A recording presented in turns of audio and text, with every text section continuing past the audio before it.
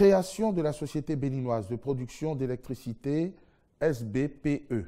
L'État s'investit dans la réalisation et la réhabilitation d'infrastructures importantes de production d'énergie électrique dans l'objectif d'atteindre d'ici quelques années une autonomie énergétique. Aussi a-t-il été jugé opportun pour leur bonne gestion de constituer une société de patrimoine de production d'électricité, la SBPE, distincte de la Société béninoise d'énergie électrique, SB2E, dont la mission essentielle sera recentrée sur la distribution. Cette nouvelle société sera à capital public et aura pour activité la production et la vente d'électricité grâce à l'exploitation des actifs propres, l'achat de l'énergie solaire produite par les opérateurs privés et la vente d'électricité à la SB2E. Le développement des énergies renouvelables.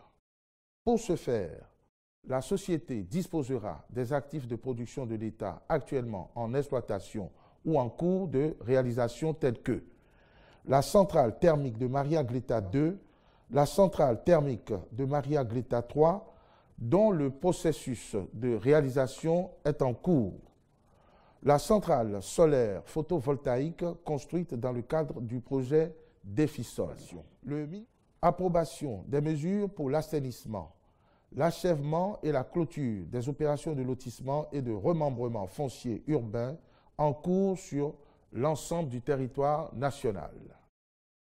Nos villes sont, en général, caractérisées par une urbanisation incontrôlée et une insécurité foncière qui paralyse aussi bien l'investissement public que privé. En effet, les opérations de lotissement sont souvent exécutées pour la régularisation de l'occupation anarchique par les populations des zones urbaines et périurbaines.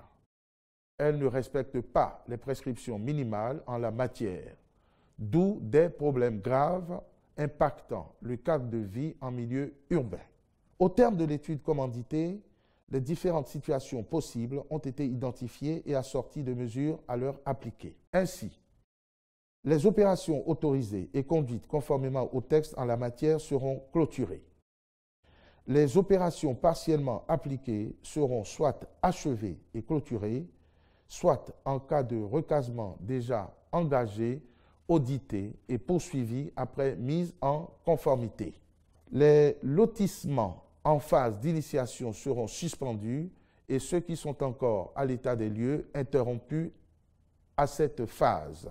En plus de la mise en œuvre de ces actions, il est prévu l'arrêt de procédure ou l'annulation de contrat aux phases des études d'urbanisme, la réalisation d'audits des phases d'application et le dessaisissement de géomètres, l'annulation des opérations concernant les zones reconnues impropres à l'habitation et les zones situées en dehors des zones susceptibles d'urbanisation.